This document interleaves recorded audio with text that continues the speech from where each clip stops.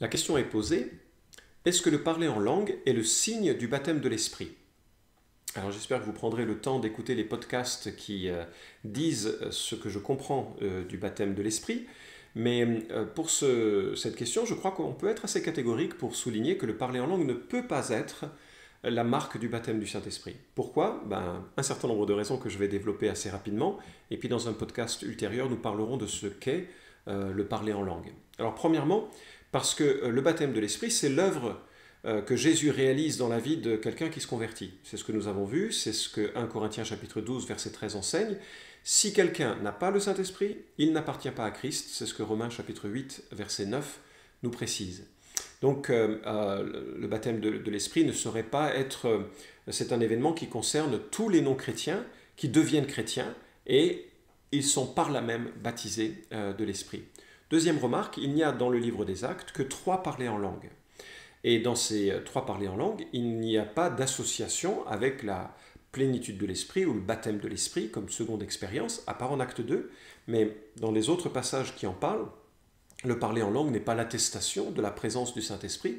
Le parler en langue atteste d'autres choses, et c'est quelque chose que nous aborderons plus tard sur ce qu'est le Saint-Esprit. Juste une remarque que je fais en apéro de la suite, c'est que le parler en langue a lieu lorsque les premiers juifs se convertissent, Actes chapitre 2, lorsque les premiers païens se convertissent, Actes chapitre 10, et lorsque les derniers croyants de l'Ancien Testament, des disciples de Jean-Baptiste, se convertissent, Actes chapitre 19. Ce sont les 3 seuls exemples de parler en langue que nous ayons, et ils ne sont pas, selon ma compréhension, liés à un signe du baptême du Saint-Esprit, mais on reparlera de cet aspect. Troisièmement, et c'est peut-être la raison la plus importante, le don des langues est un don parmi d'autres dons, n'est-ce pas? Nous le trouvons stipulé en 1 Corinthiens chapitre 12, et l'apôtre Paul le souligne tellement fortement que ce serait dommage de passer à côté. L'idée que tous les chrétiens, ou tous les chrétiens mûrs, ou tous les chrétiens baptisés du Saint-Esprit aient le même don, va exactement à l'encontre de ce que l'apôtre souligne en 1 Corinthiens chapitre 12. Au verset 7, il dit « Or, à chacun, la manifestation de l'Esprit est donnée pour l'utilité commune.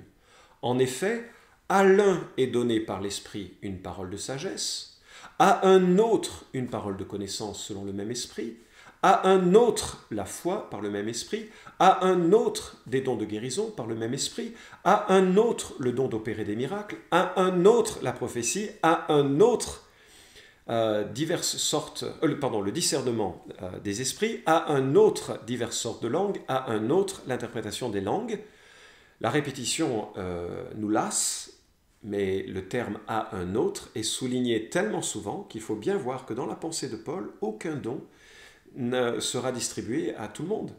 Chacun, et c'est la beauté du corps de Christ, aura un ou 2 dons différents. Donc l'idée de dire que le parler en langue est un signe pour que les chrétiens sachent que quelqu'un a été baptisé du Saint-Esprit, Paul va à l'encontre de ça dans sa description des dons spirituels.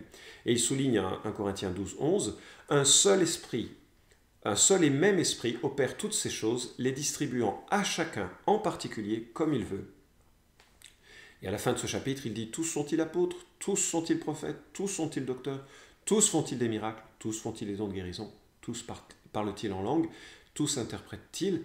Et ce sont des questions rhétoriques qui invitent à une réponse négative. Non, pas tous. Et donc, tous ceux qui auront une certaine maturité, soi-disant, si dans la perspective que le baptême de l'Esprit serait une seconde expérience qui donnerait puissance ou maturité, eh bien, ce n'est pas possible d'avoir un même don pour l'évoquer ou pour l'attester. D'ailleurs, je remarque que l'apôtre Paul prend bien soin chaque fois de mettre le parler en langue en bas de liste, peut-être pour tempérer les ardeurs qu'il y avait dans l'église de Corinthe à les mettre en avant. Je ne sais pas, c'est une possibilité, en tout cas je ne suis pas le seul à l'avoir remarqué en ces termes. Et puis il y a une 4e raison qui est importante, c'est que quand l'apôtre Paul parle de la fonction du don des langues, il dit « Les langues sont un signe non pour les non-croyants, non pour les croyants, pardon, mais pour les non-croyants. 1 Corinthiens 14, 21. Les langues sont un signe pour les non-croyants. C'est-à-dire qu'elles attestent de quelque chose pour ceux qui ne sont pas des disciples de Christ.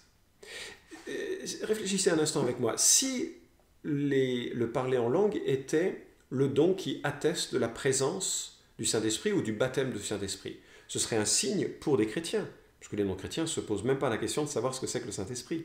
Donc ce serait un signe pour les chrétiens. Or l'apôtre Paul dit l'inverse. Le parler en langue, c'est un signe pour les non-chrétiens. Pourquoi? Comment? À quoi il sert? Ben ça, c'est ce que nous verrons un petit peu plus tard. Alors, le parler en langue est un don spirituel parmi d'autres. Le mettre en avant comme test ou preuve de la présence de l'Esprit, c'est problématique par rapport à ce que nous dit Paul en Corinthiens.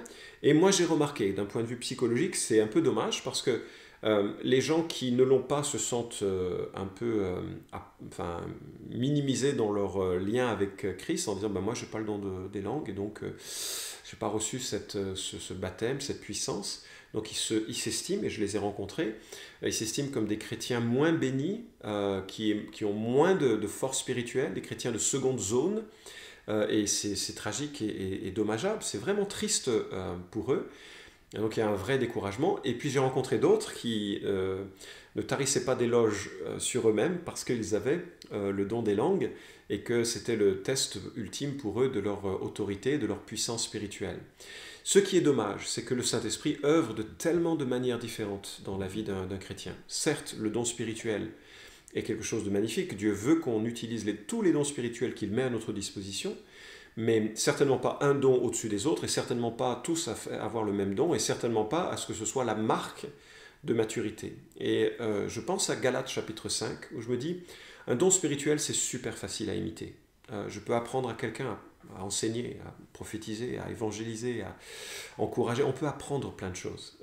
Enfin, les dons spirituels peuvent être imités, et ce n'est pas nécessairement des dons que le Saint-Esprit va vraiment utiliser dans nos vies. Mais il y a quelque chose qui est inimitable, et ça nous est donné en Galates chapitre 5, et c'est le fruit de l'Esprit. Et la Bible nous dit le fruit de l'Esprit, c'est amour, joie, paix, patience, bonté, bienveillance, fidélité, douceur, maîtrise de soi. Et je me dis, s'il y a des progrès à faire, nous qui sommes disciples de Christ, et vraiment c'est le cas dans ma vie, j'ai beaucoup de progrès à faire dans le fruit de l'Esprit qui est l'amour, la joie, la paix, la patience, la bonté, la bienveillance, etc. Et en mettant trop l'accent sur la démonstration de la présence du Saint-Esprit sur des dons, je crains que parfois on oublie de mettre l'accent sur le fruit de l'Esprit dans nos vies, dans les relations que nous avons les uns avec les autres, et qui est très difficile à imiter. Quelqu'un qui n'est pas aimable, il a de la peine à aimer. Quelqu'un qui n'est pas joyeux, il a de la peine à être joyeux. Et ça, c'est vraiment l'œuvre que le Saint-Esprit doit faire en nous, et que ça devrait mesurer davantage la maturité du disciple, plutôt que ses compétences qui, souvent, sont des compétences, comme je l'ai dit, qui sont imitables. Et dans le texte de Galates que nous avons lu, l'apôtre Paul continue, « Ceux qui sont au Christ Jésus ont crucifié la chair avec ses passions et ses désirs. Si nous vivons par l'Esprit, marchons aussi par l'Esprit. Ne devenons pas vaniteux en nous provoquant les uns les autres, en nous portant envie les uns aux autres. » Et finalement, ça c'est le vœu que je fais, c'est que nos regards soient certes orientés sur le service et les dons spirituels et tout ce que Dieu veut nous donner pour nous équiper au service, mais aussi et surtout à ce qui est central, autant chez Paul, dans le chapitre 13 inséré de l'épître aux Corinthiens, qui est inséré entre 12 et 14, qui parle des dons spirituels. Le chapitre 13 parle de l'amour qui doit prévaloir entre chrétiens dans l'église de Corinthe. Et comme le dit Galates chapitre 5, que ce soit notre préoccupation de cultiver ou de laisser le Saint-Esprit cultiver en nous, faire surgir en nous le fruit que sont amour, joie, paix, patience, etc. Et c'est mon vœu pour chacun d'entre nous, nous puissions dépendre de Dieu et connaître cette communion avec l'Esprit qui crée ce genre de fruits. On en a désespérément besoin. Et ceux qui sont autour de nous en ont désespérément besoin également.